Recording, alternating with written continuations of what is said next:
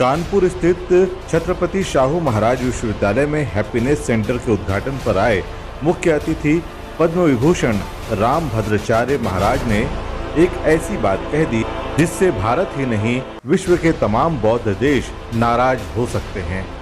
मुख्य अतिथि राम भद्राचार्य ने कहा कि भारत 200 साल तक गुलाम रहा। भारतीय दर्शन को जितना कुचलना संभव था सबने उतना कुचला।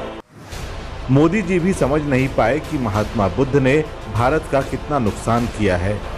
उनका ये वक्तव्य अखबारों में छपते ही बौद्ध जगत में नाराजगी छा गई। जैसा कि पूरा देश, पूरी दुनिया जानती है कि अभी एक दिन पहले हिंदू धर्म के बहुत बड़े संत, जिनको जगत गुरु की उपाधि दी गई है, जिनको पद्म श्री पद्म भूषण सम्मान दिया गया है, उन्होंने अपने मानसिक विकलांग होने का परिचय दिया। हालांकि वो शारीरिक विकलांग पहले से ही हैं। उन्होंने भाषण देते समय कानपुर विश्वविद्यालय में तथागत भगवान बुद्ध को अपमानित किया, उनकी घोर निंदा की और उनके दर्शन की वजह से भारत नपुंसक हो गया है, ऐसा कहकर के बुद्ध के दर्शन को, उनके अनुयायियों को जलील करने का प्रयास किया है। एक तरफ ये कहते हैं कि बुद्ध हमारे अवतार हैं और एक तरफ अपमान करने से भी नहीं चूकते। एक तरफ ये कहते हैं कि पूरा देश भारत हिंदुओं का है और दूसरी तरफ संतों, गुरुओं, महापुरुषों का अपमान भी ये बार बार करते हैं।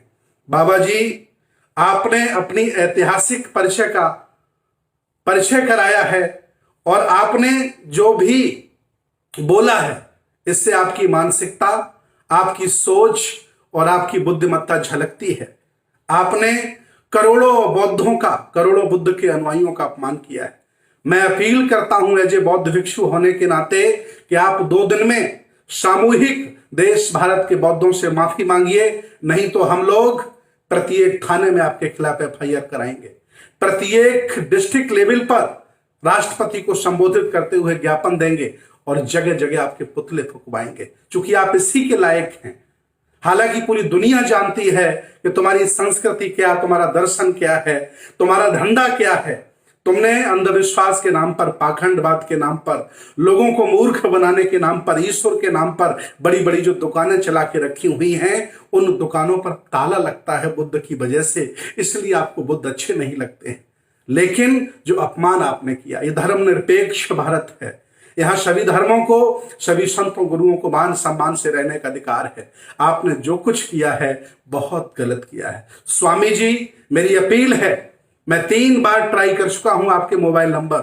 आपके कभी PRO फोन उठाते हैं, कभी प्रोफेसर फोन उठाते हैं। मैंने चित्रकूट के DM से भी वार्ता करने का प्रयास किया है कि बाबा जी से कह दो कि वो माफी मांग लें, नहीं तो तुम्हारा विश्वविद्यालय भी हम घेरेंगे और कहीं तुम्हें निकलने नहीं देंगे। भूल जाइएगा कि कोई बुद्ध का अनुयायी नहीं रहा। देश भारत में चप्पे चप्पे पर बुद्ध के अनुयायी रहते हैं। यह देश बुद्ध का है, यह देश बनाया बुद्ध ने है। इस देश को सोने की चिड़िया बुद्ध की वजह से कहा गया है। आपने उनके बारे में ये शब्द बोल करके अपनी विकलांगता का परिचय दिया है। मैं बता दूं, दुनिया में 2 ही तरह के लोग हैं। एक वो हैं जो ईश्वरवादी हैं, जो परजीवी हैं, दूसरों पर आश्रित रहते हैं, भय का भूत बनाकर, भगवान का भूत, ईश्वर का भूत बनाकर के लोगों को ठगते हैं। और दूसरे वो लोग हैं जो विकास पर विश्वास करते हैं। वो ये नहीं मानते हैं कि दुनिया किसी ने बनाई है, वो ये मानते हैं कि दुनिया का धीरे धीरे विकास हुआ है। बुद्ध भी यही मानते हैं कि दुनिया का धीरे धीरे विकास हुआ है। संसार परिवर्तनशील है। 1250 साल बुद्ध के दर्शन ने शासन किया है। आज आपको मौका मिला है, सम्मान करिए, न हमको मौका मिलेगा फिर हम भी वही करेंगे। हालांकि मेरे संस्कार, मेरी संस्कृति, मेरा दर्शन ये इजाजत नहीं देता कि अगर कुत्ता काट ले तो कुत्ते को हम काटें। आपने कहकर के अपना परिचय दे दिया। मैं कुछ भी ऐसा नहीं बोलूंगा जो आपको बुरा लगे, लेकिन बहुत आघात लगा है, बहुत बुरा लगा है। पूरी दुनिया के बौद्ध, मानवता प्रेमी, विज्ञानवादी बहुत दुखी हैं, बहुत चिंतित हैं।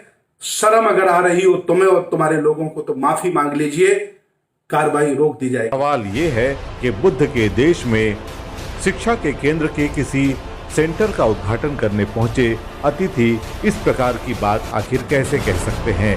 सवाल ये भी है कि आखिर शिक्षा के केंद्र में इस प्रकार के अनपढ़ अतिथियों को क्यों बुलाया जाता है।